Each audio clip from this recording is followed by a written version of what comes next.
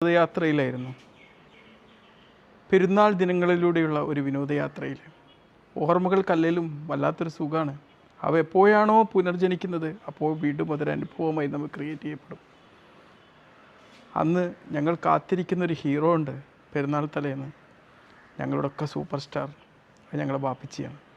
വാപ്പിച്ചി വരുന്നതും കാത്തിരിക്കുകയാണ്. വാപ്പിച്ചി പൊതുവേ പെരുന്നാളിനെ കുറിച്ച് വൈകിയാണ് എത്തുക. സ്കൂളിൽ മാഷാണ്, പുനൂർ GMUP സ്കൂളിലെ മാഷാണ്.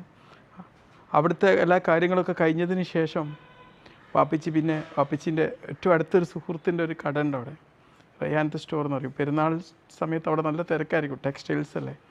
അപ്പോൾ അവിടെ കുറേ കാലം അവിടെ നിൽക്കും. അവിടുന്ന് പെരുന്നാൾ വിഭവങ്ങളൊക്കെ സംഭവങ്ങളൊക്കെ വാങ്ങിപ്പോകുന്ന ആൾക്കാരെയൊക്കെ കൂടി അവിടുത്തെ കണക്കുകളും ഇതൊക്കെ നോക്കി കൊടുക്കൽ വാപ്പിച്ചിയാണ്. അപ്പോൾ അതൊക്കെ കഴിഞ്ഞ് എത്താൻ കുറേ സമയമെടുക്കും. വാപ്പിച്ചീനെ കാത്തിരിക്കുന്നത് അന്ന് ഞങ്ങൾക്ക് പെരുന്നാളിനെടുക്കാനുള്ള പുതിയ കുപ്പായം ജനോം എന്ന് പറയുന്ന